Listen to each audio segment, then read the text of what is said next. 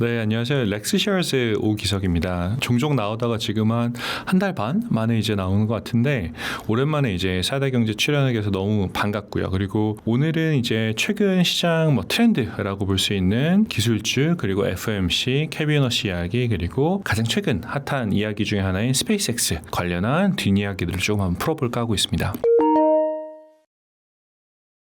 사실 최근에 가장 많이 받는 질문 중에 하나가 AI 관련 주식들이 랠리를 굉장히 많이 했는데 이게 앞으로 지속이 될 것인가, 여러 가지 AI발 랠리를 막을 수 있는 요건들이 있겠지만 가장 많이 얘기되는 것 중에 하나는 아무래도 금리 인상 이야기고요. 특히 이제 이웃나라인 일본 같은 경우도 금리를 올렸고 유럽도 지금 올리고 있는 상황이고 일부에서는 한국 같은 경우도 지금 7월이면 금리를 인상시킬 수 있다라는 얘기가 나오는데, 지난밤에 있었던 FOMC에서 케빈 워시의 점도표에서 본인이 참여하지 않은 것이라든지 아니면 전반적인 뉘앙스 자체가 케빈 워시가 시장의 기대보다 훨씬 더 매파적일 수 있겠다라는 그런 기대감을 굉장히 많이 만들어서 불안감을 올렸던 그런 하루라고 생각을 합니다. 특히 지금 5월 미국 CPI 같은 경우가 4.2%를 기록을 했는데 2023년 4월 이후로 최고치고요. 그리고 어제 FOMC에서 케빈 워시는 명확하게 얘기한 게 연준의 물가 안정 목표는 2.0%다. 2%를 여전히 타겟하고 있다라는 걸 강력히 다시 한번 얘기를 했어요. 그래서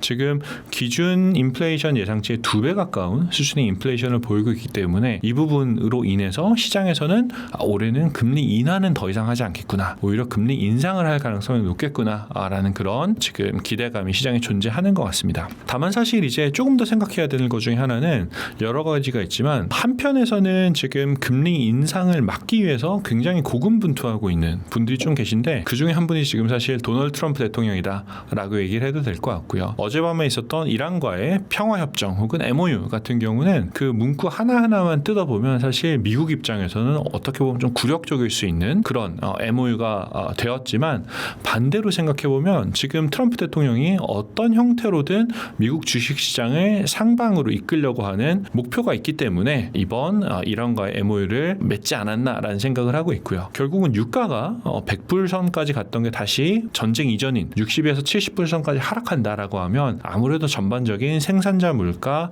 압박이 둔화돼서 소비자 물가까지도 안정될 가능성은 있다라고 생각이 개인적으로는 듭니다. 이런 부분을 감안을 했을 때 금리 인상은 되더라도 엄청나게 많이 될 것 같지는 않고요. AI 관련 기업들 같은 경우는 최근엔 사실 금리 인상 그 자체 혹은 장기물 금리 그 자체보다 여전히 앞으로 하이퍼스케일러들이 지속적인 AI 투자가 가능한가에 훨씬 더 초점이 맞춰져 있기 때문에 금리 인상 그 자체는 너무 무서워하실 필요는 없다라고 말씀드리고 싶습니다.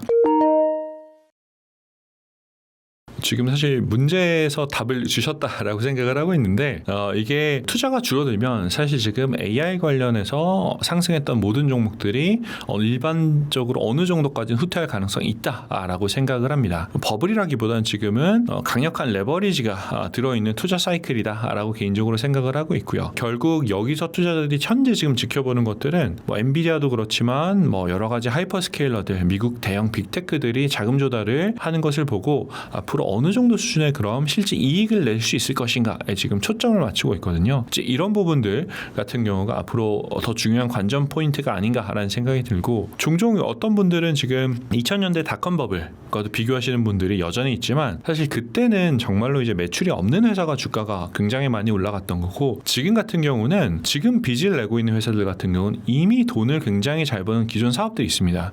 클라우드라든지 검색이라든지 이커머스 같은 기존 사업이 있는데 이 부분에서 현금 흐름이 뒷받침해주고 있었던 거고, 그리고 이 부분을 조금 가속화시키기 위해서 지금 자금 조달을 하는 거거든요.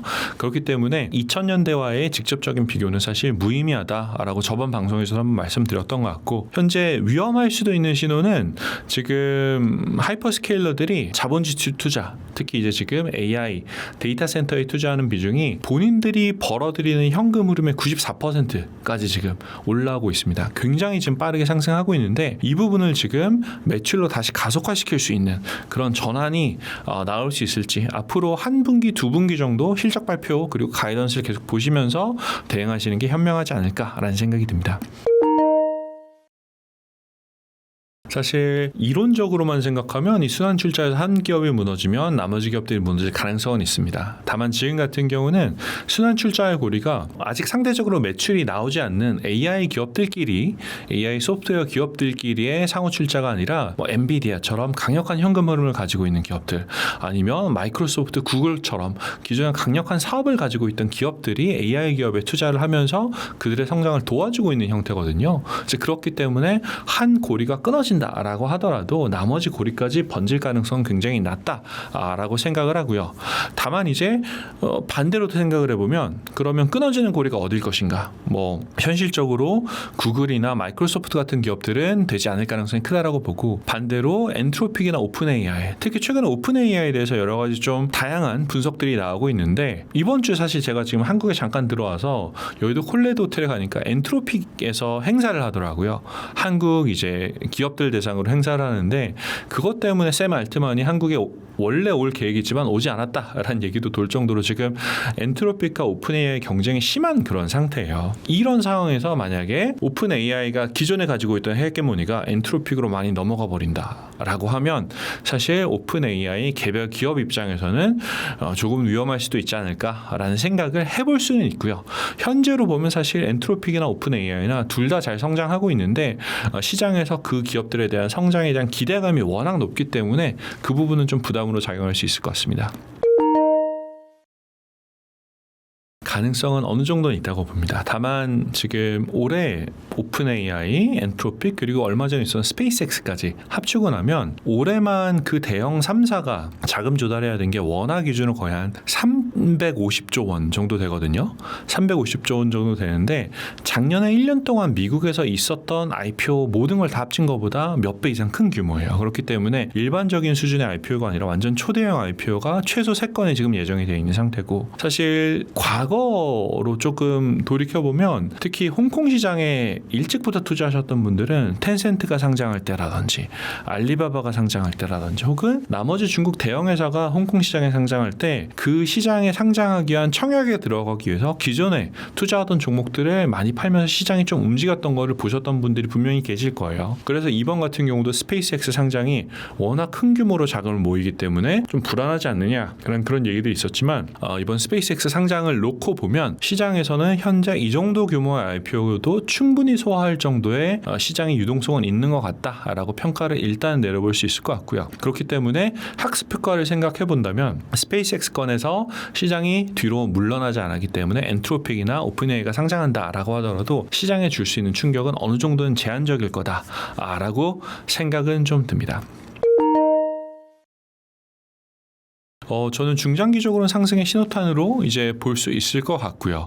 또 반대로 얘기해보면 IPO가 이렇게 대형 IPO들이 나올 때는 보통 상승장의 중반에서 후반 정도다라는 것도 일반적인 케이스이기 때문에 한번 생각해 보시면 좋을 것 같습니다. 그래서 완전히 지금 상승장의 초입이 아니라 시장의 상승장이 충분히 성숙한 그런 구간이다라는 생각을 해보면 좋을 것 같고, 미국의 유명한 투자자분도 제가 지금 이름은 잘 기억나지만 지금 이제 주식시장은 한 8회 초 혹은 8회 말 정도다라는 얘기를 하시고 계시는데, 안 좋게 생각하면 너무 많이 왔다라고 볼 수도 있고, 반대로 또 좋게 생각하면 9회가 아직 남았다 혹은 연장전까지 갈 수도 있다라고 생각할 수 있기 때문에 이 부분은 투자하심에 있어서 어느 정도 주의해야 될 부분 정도로만 인지하시면 될 것 같습니다. 한국에서는 SK하이닉스, 그리고 미국에서는 마이크론, 이런 종목들이 정말 끝도 없이 올라가는 모습을 보이고 있는데, 과거에는 그럼 왜 이런 종목들이 많이 오르지 못했나라는 것을 한번 먼저 체크해 보면 좋을 것 같거든요.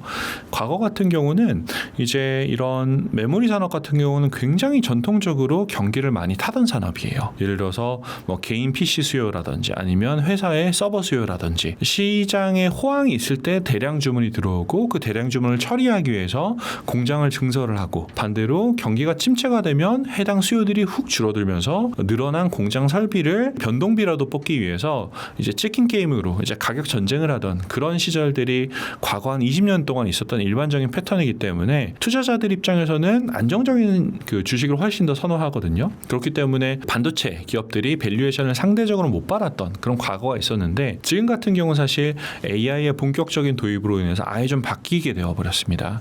예전에 있었던 이런 경기 민감도 혹은 시클리컬리티, 그러니까 위아래로 등락이 있던 그런 것들은 최근 들어서 일반적으로 하고 있는 그 메모리 회사들의 장기 공급 계약이라든지 아니면 현재 지금 2028년 혹은 2030년까지 예상이 되는 AI발 슈퍼사이클을 감안을 한다면 앞으로 4, 5년간은 사실 실적의 변동성이 굉장히 제한적이다. 계속 상승할 가능성이 높다라는 그런 컨센서스가 있기 때문에 지금 시장이 굉장히 많이 상승한다라고 생각하고 있고요. 그러면 이제 이런 부분을 투자할 때 어떤 주식을 투자해야 되느냐라고 보면 개별 주식도 사실 많이 있지만 한국에 이제 상장되어 있는 바로 뒤에 보이는 것처럼 타이거 반도체 탑10이라든지 아니면 미국 같은 경우는 최근에 굉장히 인기가 많은 ETF 중 하나가 D램이라는 ETF가 있습니다. D램이라고 삼성전자, SK하이닉스 그리고 마이크론 그리고 포함한 샌디스크 같이 포함한 10개 정도 종목을 들고 가는 ETF가 있는데 그런 ETF로 바스켓으로 담아가시는 것도 충분히 효율적인 투자가 될 수 있다라는 생각이 드네요. 투자의 신대륙 휴머노이드 로봇으로 대전환. 그 핵심은 배터리. 전고체 배터리 ESS 탑2를 50% 비중으로 코덱스 전고체 배터리 ESS 탑2 플러스 ETF. 배터리 투자도 역시 코덱스. 저는 현 시점에서 물론 이제 제가 레버리지 상품들 S&D나 MU 같은 레버리지 상품을 장기 보유해라 혹은 장기 투자를 해야 된다라는 얘기를 한 번도 드린 적이 없고 꼭 단기로 이제 사용하셔야 된다라고 말씀을 드리지만 지금 같은 경우는 한번 보셔도 괜찮을 것 같은 게 우선은 이제 이란발 악재가 현재 어느 정도는 좀 사라진 상태고요. 두 번째로는 이제 다음 시부터 FOMC 같은 경우도 결과가 나왔죠. 케빈 워시가 예상보다 매파적이다라는 사실이 알려졌기 때문에 그 역시도 불확실성의 해소라고 볼 수가 있습니다. 지금 시점에서 봐야 될 거는 다음 주부터 이제 방송 시점에 따라 다르겠지만 6월 4주차부터 이제 시작되는 미국 테크 기업들의 이제 실적 발표가 정말 중요해질 수가 있다라고 생각하는데 마이크론 같은 경우도 다음 주 실적 발표가 예상이 되어 있거든요. 그 실적 발표 같은 경우는 시장에서 나오는 것보다 제가 생각했을 때는 더 서프라이즈가 나올 가능성이 크다라고 생각해요. 그래서 저처럼 실적이 예상보다 더 좋을 수 있다라고 그런 생각하시는 분들 같은 경우는 단기적으로 MU라든지 아니면 S&U 같은 레버리지 상품을 사용해 보실 수도 있다라는 말씀드리고 싶습니다. 우선은 제가 계속 뷰티풀 나와서 말씀드리는 것 중에 하나가 포트폴리오를 코어하고 새틀라이트, 그러니까 핵심 포트폴리오는 특정 섹터로만 가져가는 것보다는 S&P 500이나 나스닥 아니면 코스피 같은 지수형으로 가져가는 게 좋다라고 생각을 하고 있고요. 70% 정도는 나머지 이제 20-30% 정도는 그때그때 시장의 모멘텀이 보이는 이제 종목이나 ETF를 들고 가는 게 좋다라고 종종 말씀드리는데 그래야 사실 장기적으로 봤을 때 수익 극대화뿐만 아니라 변동성을 좀 더 견딜 수 있는 힘을 줄 수가 있거든요. 지금은 제가 봤을 때는 반도체 같은 경우가 시장에서 가장 뚜렷한 모멘텀을 보이고 있는 ETF이기 때문에 실적 발표에서 뭔가 뚜렷하게 미끄러지는 그런 뉴스가 나오는 게 아니다라고 하면 현재 시점에서는 제가 말씀드렸던 새틀라이트, 이 위성 포트폴리오에서는 충분히 가져가 볼 만하다라는 생각이 들고요. SOXL 같은 경우는 무한매수법 같은 형태로 계속 매수하시는 분들이 있거나 아니면 밴드를 설정해 놓고 계속 기계적으로 매도하시는 분들이 있는 걸로 알고 있어요. 저는 무한 매수하시는 것보다는 밴드 설정해 놓고 매도 하시는 게 레버리지 상품, 특히 3배짜리 레버리지 상품은 조금 더 효율적이지 않나라는 생각이 듭니다. 사실 지금 AI 산업의 다음 병목이 어디냐라는 거는 모든 투자자들이 다 찾고 있는 것 중에 하나인데 최근 들어서 이제 저도 계속 출장 다니면서 기관 투자자들을 만나고 얘기를 하긴 하지만 최근에는 이제 많이 찾는 다음 병목 같은 경우는 포토닉스 같은 경우를 좀 많이 찾는 것 같아요. 광통신이라든지 아니면 이제 식각 같은 이제 섹터를 좀 많이 찾는데 해당 ETF로 FOTO라고 포토닉스의 P 대신에 F를 써서 FOTO라는 ETF가 상장이 한 2주 전쯤에 됐거든요, 미국에. 근데 지금 자금이 벌써 한 2,500억에서 3,000억 가까울 정도로 굉장히 빠르게 증가하고 있어요. 그래서 지금은 현재는 시장에서 보는 다음 직접적인 병목은 포토닉스 가 될 가능성이 크다라는 생각이 들어서 해당 상품을 보시면 좋을 것 같고요. 그거랑 별건으로 국내 주식 중에서 하나 말씀드리고 싶은 거는 이미 사실 굉장히 많이 올랐고 많은 분들이 투자하시겠지만 삼성전기 같은 경우도 한번 보실 만한 게 해외 투자자 입장에서 사실 국내 주식 시장을 볼 때는 삼성전자 아니면 SK하이닉스 두 종목 거기 추가로 해보면 포스코나 현대차 같은 4종목 정도가 일반적으로 많이 알려진 종목들이었어요. 근데 최근에는 각광받는 종목 중에 하나가 삼성전기가 지금 각광을 받고 있는데 그 이유 중에 하나가 미국에서 저희는 아니고 다른 대형 레버리지 ETF 운용사에서 삼성전기를 기초자산으로 한 2배짜리 레버리지 상품을 신청했다라는 얘기가 지금 나오고 있거든요. 이제 그런 것들을 감안해 본다라고 하면 미국인들 입장에서도 지금 한국에 있는 종목들 현재 모멘텀을 잘 보이고 있고 향후 AI 산업 발전의 병목의 그 딱 핵심 지점에 있는 그런 종목들을 선호한다라는 걸 생각해 보면 삼성전기 같은 것 역시도 지금 개별 종목으로는 한번 보실 만한 종목이 아닌가 싶습니다. 지금 SEC 관련해서 신청서를 넣은 지 한 2달 정도 된 걸로 좀 기억하고 있고요. 이게 다음 주 6월 22일 날 이 있는 주간에 이제 SEC에서 승인이 날 가능성이 높다라고 하고 있는데 실제 상장은 아마 8월 정도가 될 것 같아요. 8월 정도 되고 조달 규모는 원화 기준 한 20조 원 가까이 조달할 수도 있다라는 얘기가 나오는데 우선은 제 얘기를 좀 드리면 그 미국의 SK 하이닉스 2배 레버리지를 가장 최초로 신청한 회사가 저희 회사예요.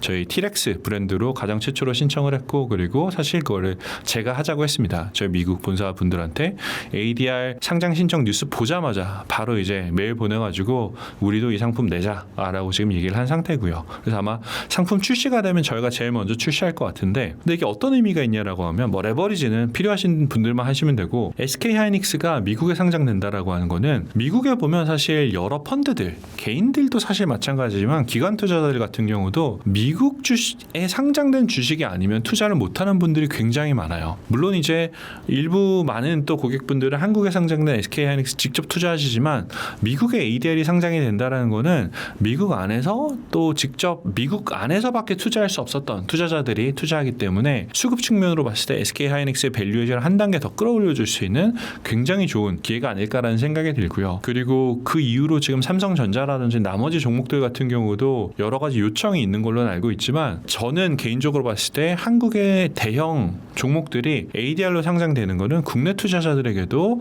밸류에이션 한 번 더 점프업 시킬 수 있는 굉장히 좋은 기회다라고 생각을 해서 그 근처 혹은 그 상장 전이라도 반도체 ETF들 같은 경우는 여러 호재가 있겠지만 이 ADR 상장 역시도 주요한 호재이기 때문에 집중해보면 좋을 것 같다는 생각이 듭니다.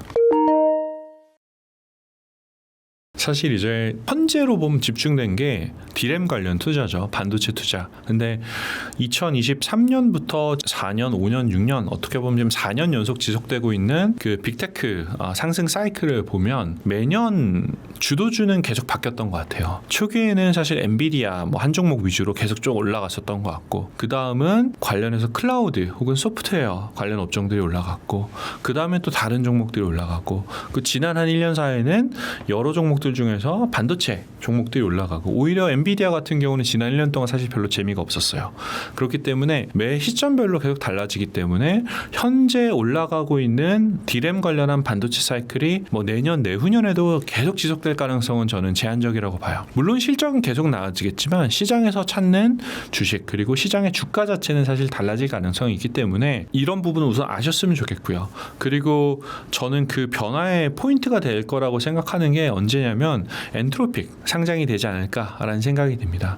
엔트로픽 같은 경우는 반도체 종목이 아니죠. AI 하드웨어가 아니라 AI 응용 소프트웨어에 더 가깝기 때문에 엔트로픽이 상장됐을 때 지금 예를 들어서 반도체 ETF만 들고 있다라고 하면 그 ETF 안에서 엔트로픽을 담을 수가 없어요. 그래서 엔트로픽이 상장된다라고 하면 지금까지 소외받았던 AI 소프트웨어 관련한 종목들도 같이 재종을 받지 않을까. 예를 들어서 스페이스X가 상장하기 직전에 다양한 우주산업 관련 종목들이 먼저 상승했던 것처럼 엔트로픽 같은 경우도 엔트로픽 상장 직전에 관련한 AI 전후방 소프트웨어 그룹들이 상장하지 않을까. 그래서 AI 산업 전반적으로 지금 투자할 수 있는 그런 지수형 상품 같은 경우도 한번 보시면 좋을 것 같습니다. 최근에 그 미국에 상장된 3배짜리 상품들이 있는데 저희 회사하고 파트너십이 있는 뱅크 오브 몬트리올이라는 캐나다계 투자은행에서 ETN을 발행을 했어요. AIQU, AIQD라는 상품이 있는데 이 상품 같은 경우는 이제 좀 전에 말씀드렸던 것처럼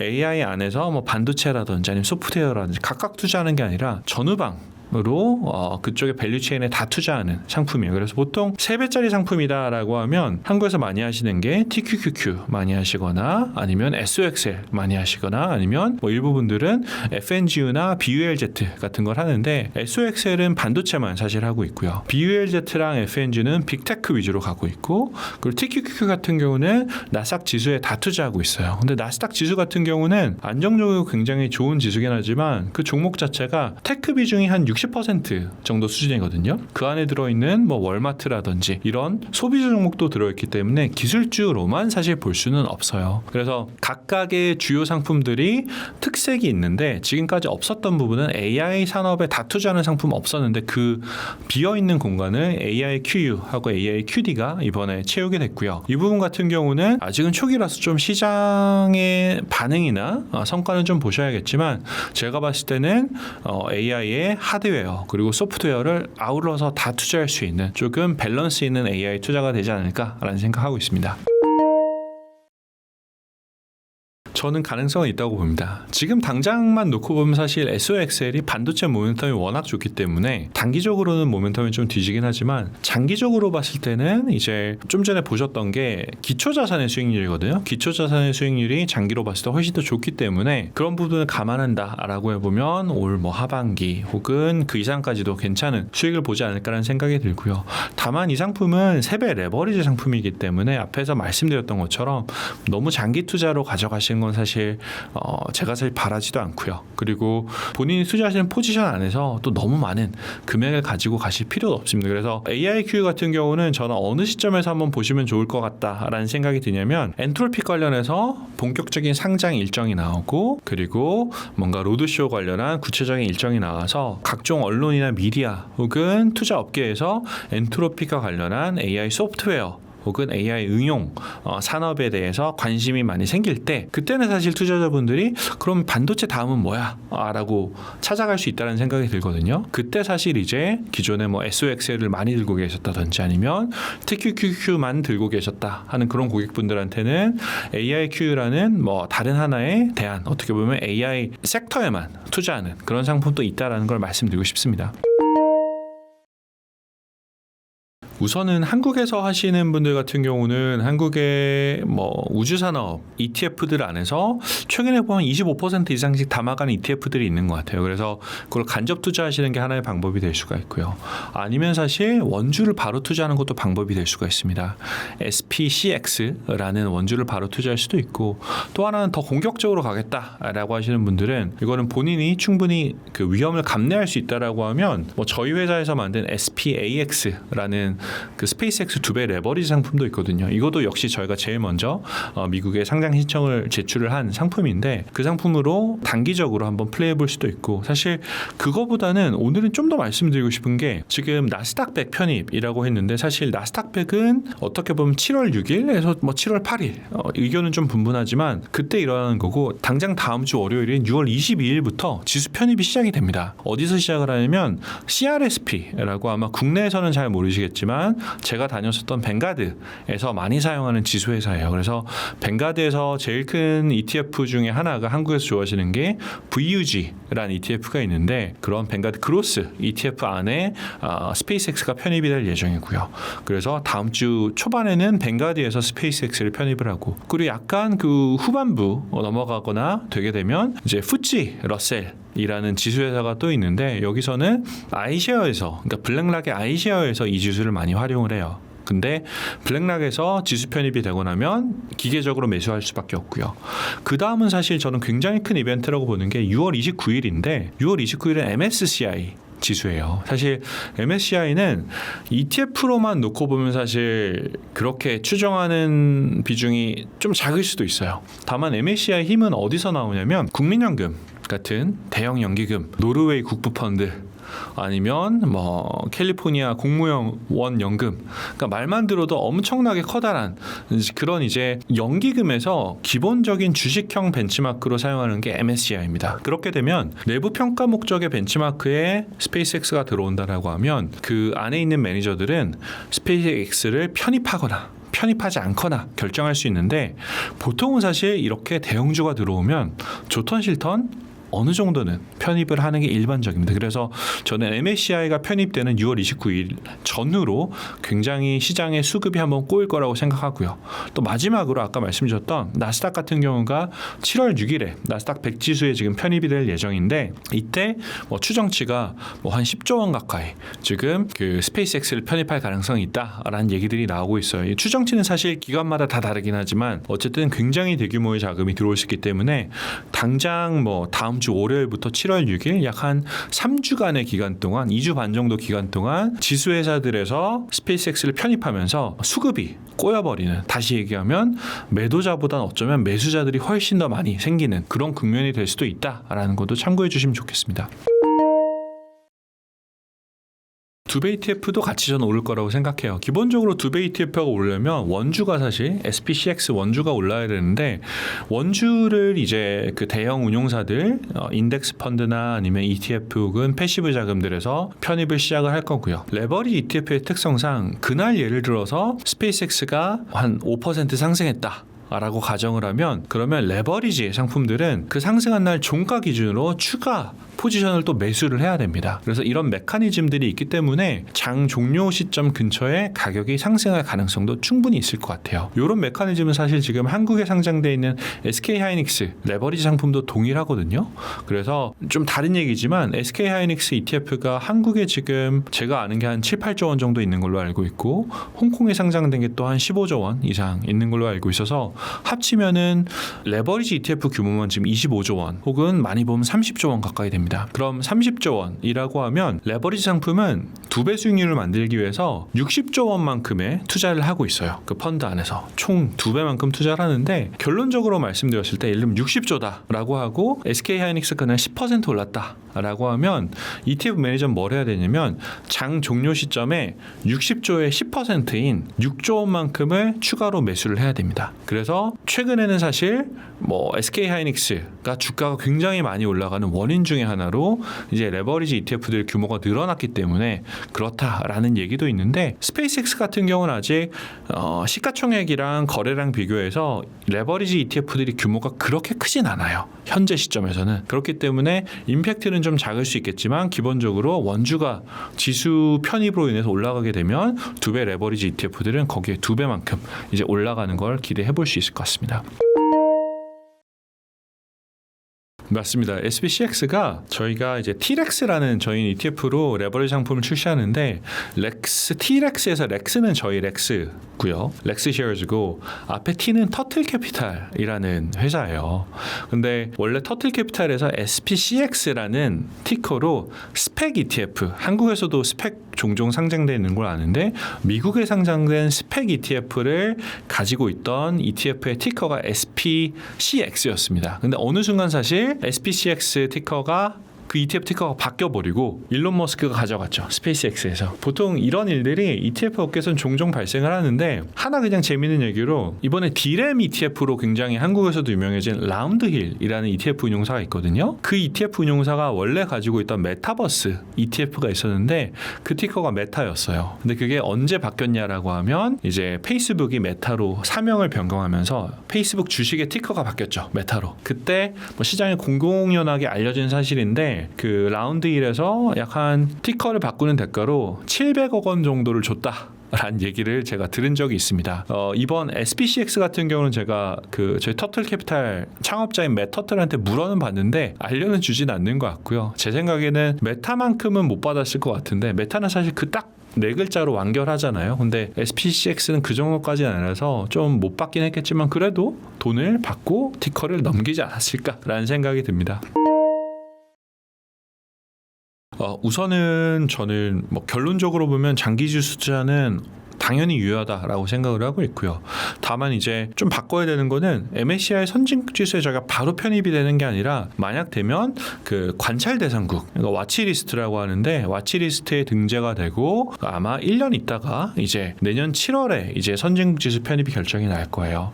이게 된다라고 하면 아무래도 MSCI 이머징 지수보다는 선진국 지수를 추종하는 펀드의 규모, 투자 자금의 규모가 훨씬 더 크기 때문에 한 차례 더 한국 증시로 외국인 자금이 들어올 들어올 수 있는 굉장히 큰 호재가 될 거라고 생각을 하고 있고요. 과거에도 사실 굉장히 많은 시도가 있었지만 이걸 진행을 못했는데 올해 같은 경우는 이제 바람이 좀 긍정적으로 부는 것 같습니다. 예를 들어서 정부가 이제 공매도도 이제 전면 재개하고, 사실 MSCI는 외국인 투자자들의 시각을 우선하다 보니까 여러 가지 규제들을 없애는 걸 선호를 하거든요. 그래서 규제들이 많이 줄어들어야 자기들 지수에 편입을 시켜주는데, 지금 정부가 공매도도 전면 재개하고 영문 공시까지도 의무화를 한다라고 하는 거는 충분히 긍정적인 제스처를 MSCI 측에 전달하고 있는 것 같아요. 그리고 지금 한국 주식시장의 시가총액이 현재 제가 마지막에 봤던 거 기준으로 보면 5등까지 올라왔거든요. 전 세계에서. 지금 저희 바로 위에 영국이 있는데 전 세계에서 5등이 되는 시가총액을 가진 시장이 선진국에 편입이 되지 않는다라고 하는 거는 그 역시도 약간 어불성설인 것 같아요. 그래서 가능성은 충분히 있다라고 생각하고,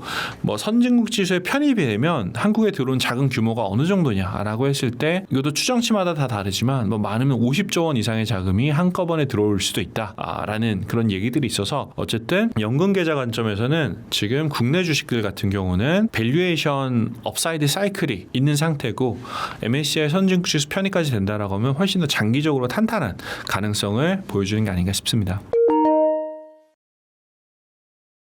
다들 지금 찾아가고 있는 것 중에 하나 병목. 그럼 어디가 지금 이제 병목이 있고 수요는 폭발적으로 증가하는데 공급이 증가하는데 시간이 오래 걸리는가라는 걸 다 찾는데, AI 같은 경우는 사실 뭐 인프라가 칩에서 끝나는 건 아니거든요. 그 다음에 결국 전력망처럼 숨은 병목들에 투자하는 것도 굉장히 좋지 않을까라는 생각이고, 이런 전력망 같은 경우는 한국 투자자분들뿐만 아니라 해외에서도 많이 관심을 가지고 있는 투자 아이디어이기도 해요. 그래서 이제 데이터 센터가 늘어날수록 전력 소비가 급증하는데 인프라를 그럼 잘 구축하는 것 자체가 하나의 경쟁력이 되거든요. 예를 들어서 뭐 한국에서 투자하실 거면 뭐 코덱스 AI 전력 핵심 설비 같은 ETF들 같은 경우가 여기에 좀 해당하지 않나라는 생각을 하고 있고요. 이런 ETF들은 아까 말씀드렸던 것처럼 지수형은 이제 코어 자산으로 가져가되, 이런 약간 테마형 아니면 좀 좁은 이제 섹터 같은 경우는 새틀라이트 포지션에서 담아가면 좋지 않을까라는 생각이 좀 듭니다. 월 50만 원 정도로 사실 이제 부담이 가능한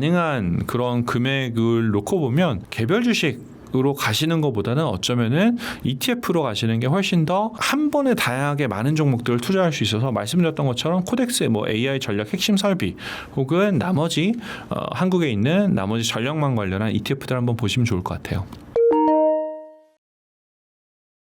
환율 얘기가 나와서 잠깐 말씀을 드리면, 제가 아마 부티플에 처음 왔던 게 작년 12월 아니면 11월 언저리였던 것 같아요. 그때 이제 대표님하고 인터뷰를 하면서 질문하셨던 것 중에 하나가 환율 1,500원 넘어갈 것 같냐. 그때가 환율이 1,450원 언저리였거든요. 그래서 제가 그때 시간 문제지 넘어갈 것 같다라고 이제 말씀드리면서 몇 가지 이제 이유, 뭐 금리 차라든지 아니면 그 해외 투자 혹은 이제 기업들이 해외에서 돈을 벌어들이지만 그걸 한국으로 송금하지 않고 있는, 왜냐면 해외 투자가 더 절실한 시점이기 때문에 그런 것들을 말씀드렸는데, 어쨌든 지금 1,500원으로 지금 이상으로 좀 가고 있고요. 이런 부분에서 해외 ETF 직접 투자가 부담이 되시는 건 당연하신 것 같아요. 더 비싸게 느껴지니까요. 그래서 지금 환율 부담을 좀 피하면서도 반도체 쪽의 성장은 계속 누려가시고 싶고 배당도 가져가시고 싶다라고 하면은 저는 국내 상장 커버드 콜이 현실적인 대안이라고 생각하고 있고요. 그 중에서 오늘 생각나는 거는 뭐 코덱스 반도체 타겟 위클리 커버드 콜 같은 ETF들 같은 경우가 반도체 주식도 투자하면서 옵션도 팔아서 현금 흐름을 계속 만들어내는데, 이렇게 이제 상승장에도 참여하면서 현금 흐름까지 만들어낼 수 있는 거는 투자자들 입장에서 보면 굉장히 좋은 상품일 거라고 생각을 하고 있고요. 다만 이제 추가로 좀 말씀드리고 싶은 거는, 커버드 콜 같은 경우는 뭐 정기적으로 분배금을 지급하긴 하지만 동시에 이제 시장이 내려오는 구간에서는 가격 하락을 경험할 수밖에 없어요. 어느 정도는 경험할 수밖에 없기 때문에 시장이 내려가는 구간에서는 내가 투자하는 원금도 당연히 손실 볼 수 있다라는 식의 인지는 하시고 가는 게 좋을 것 같습니다. 가끔 보시면 커버드 콜이 이제 예금하고 비교하시는 분들이 많이 있는데, 예금하고는 그 형태와 특성 자체가 너무 다르기 때문에 이 부분을 한번 참고해 보시면 좋을 것 같아요. 지난 한 12개월 동안 보면 1억에서 10억 이상 올랐던 종목들도 많죠. 투자했다라고 하면. 다만 이제 투자자 입장에서는 뭐 투자 격언을 보면 뒤를 돌아보면 시력이 2.0이다라는 얘기가 영어의 격언이 있는데 뭐 하인드사이트라는 얘기를 보통 하긴 하지만 돌이켜보면 사실 너무 다 뚜렷한데 현 시점에서 앞으로 갈 때는 어떻게 해야 될지 모르는 게 또 정상이기는 해요. 그래서 이제 너무 한두 가지 종목에 올인하시는 것도 하는 방법으로 보시는 분도 계시지만 저는 그거보다는 이제 조금 더 분산된 ETF, 그렇다고 뭐 지수형을 투자해서 1억이 10억 가는 건 불가능하다고 생각하고요. 지금 메가 트렌드가 꺾이지 않은 AI 인프라 트렌드의 핵심 축인 뭐 반도체나 메모리나 전력 같은 이런 ETF들에 투자를 하시면 이제 AI 메가 트렌드에 좀 장기적으로 올라탈 수 있지 않을까라는 생각이 듭니다. 그리고 또 다른 하나는 저는 스페이스X 이번 상장을 굉장히 큰 변곡점이라고 좀 보는데, 물론 이제 밸류에이션 논란도 있고 굉장히 높게 상장하긴 했지만 어쨌든 시장의 수급 상황이라든지 아니면 투자자들의 열망을 보게 되면 우주 산업 관련한 종목들이 다시 한번 각광을 받을 가능성이 크다라고 봐요. 특히 이제 스페이스X가 제가 개인적으로 봤을 땐 저도 지금 투자를 하고 있지만 개인적으로 봤을 때는 가장 큰 이벤트 중에 하나가 지금은 펠콘 9이라는 로켓을 쓰고 있는데 스타쉽으로 정말 성공적으로 런칭을 하게 된다라고 하면 이때는 지금은 너무 공상과학처럼 여겨지는 일론 머스크의 여러 가지 꿈들이 달성 가능성이 훨씬 높아지게 되거든요. 그러면 전후방 관련해서 우주산업 관련한 것들 아니면 스페이스X의 밸류체인이라고 볼 수 있는 기업들이 재조명받을 가능성이 크다고 보기 때문에 우주 관련한 메가 트렌드가 혹시나 또 생길 수 있을지 역시도 한번 잘 지켜보시면 좋을 것 같습니다. 연 12% 수익률을 배당으로 가정하면 1억으로 사실 월 100만 원 정도가 나오거든요. 그렇기 때문에 사실 시장에서 현재 대안으로 볼 수 있는 ETF들이 상당히 있다라고 생각을 하고 있고요. 국내 상장의 ETF들 같은 경우도 최근에 커버드콜의 운용 규모가 굉장히 많이 늘어나는데 최근에 나온 것들 보면은 초기에 나왔던 것들 같은 경우는 분배금 비율이 좀 낮은 편인 ETF들이 많아요. 근데 최근 한 1년 사이에 상장한 ETF들을 보면 좀 더 분배율을 10% 중반까지도 주는 것들이 있는 걸로 알고 있어서 그런 ETF들을 좀 보시면 좋을 것 같고요. 다만 이제 생활비 목적이다라고 하면 좀 전에 말씀드렸던 좀 고배당형 커버콜 ETF가 괜찮지만 자산 증식을 목표로 가져가시는 분들 같은 경우는 오히려 커버콜보다는 그냥 성장형 ETF, 성장주 ETF에 투자를 하시는 게 장기적인 효과를 볼 수 있는 방법이라고 생각합니다. 401k의 가장 큰 힘은 젊었을 때부터 투자하는 것 같아요. 젊었을 때부터 투자하고 사실 한국에는 비슷한 스캠으로 국민연금이 있지만 401k는 내가 투자하고 싶은 상품을 내가 고를 수가 있거든요. 그래서 누적된 투자 금액이 복리 효과에 따라서 자산 증식을 이뤄내는 결과가 되는데 한국 같은 경우도 사실 퇴직연금 제도가 본격적으로 활성화되기 되기 시작한 게 5년에서 10년 정도인 것 같아요. 그래서 이런 것들을 감안을 해보면 현재는 사실 퇴직연금 안에서 너무 공격적인 상품들만 많이 투자하시고 있는 것 같다라는 게 제 개인적인 의견이긴 한데 장기적으로 가장 안정적으로 갈 수 있는 좀 지수형이라든지 아니면 너무 뾰족한 상품 말고 조금은 좀 분산되어 있는 그런 상품들을 계속 적립식으로 투자하시는 게 한국형 401k라고 봐도 되거든요. 제가 봤을 땐 퇴직연금이. 그래서 은퇴하실 때 충분한 수준의 부를 만들어낼 수 있지 않을까라는 생각이 들고요. 지금 이제 사실 이미 은퇴를 하셨거나 은퇴를 목전에 두신 분들 같은 경우는 지금이라도 사실 늦지 않았던 것 같아요. 제가 뱅가드 있을 때 그 많이 배웠던 것 중에 하나가 이제 은퇴 시점은 보통 사람들마다 다르지만 미국의 경우는 보통 60에서 65세 사이에 은퇴를 많이 하시거든요. 한국은 조금 더 빠를 수 있겠죠. 근데 60세에 은퇴를 했다라고 하더라도 앞으로 더 사실 살아갈 시간은 뭐 거기서 30년 이상이 될 수도 있어요. 그렇기 때문에 예전에는 은퇴 시점보다 굉장히 보수적으로 투자를 해라 라고 말씀을 많이 드렸지만 최근에 미국의 트렌드는 어떤 트렌드가 있냐면 은퇴를 하고 나서도 전부 다 뭐 채권 자산이나 너무 안정적인 자산에 투자하는 것보다는 주식 투자 비중을 그래도 30-40% 이상은 가져가는 게 좋다. 왜냐면 주식 시장에 투자를 해야 장기적인 성장이 나오기 때문에 그런 부분들을 지금 미국에서는 많이 은퇴자들을 대상으로 얘기를 많이 하고 있어요. 그래서 한국 같은 경우도 은퇴하셨다고 너무 보수적으로만 투자하지 마시고 주식시장의 상당 부분, 저는 사실 절반 정도까지는 투자해도 괜찮다라고 보는데 절반 정도는 투자하시면서 장기적인 부의 성장을 같이 누려가셨으면 좋겠습니다. 끝으로 사실 보면 올해 전 세계 자본시장에서 가장 큰 이벤트였던 스페이스X 상장은 성공적으로 마쳤다라고 해도 될 것 같아요. 그 과정에서 투자의 수익을 많이 보신 분들도 있고 아니면 지금부터 참가해서 수익을 보시려는 분도 있겠지만 이런 이벤트가 앞으로 엔트로픽 상장, 오픈 AI 상장 두 가지 더 커다란 이벤트가 남아 있어서 이런 상황에서 어떤 식으로 투자의 방향성이 전환되어 나가는지에 대한 관심이 많이 필요하실 것 같고요.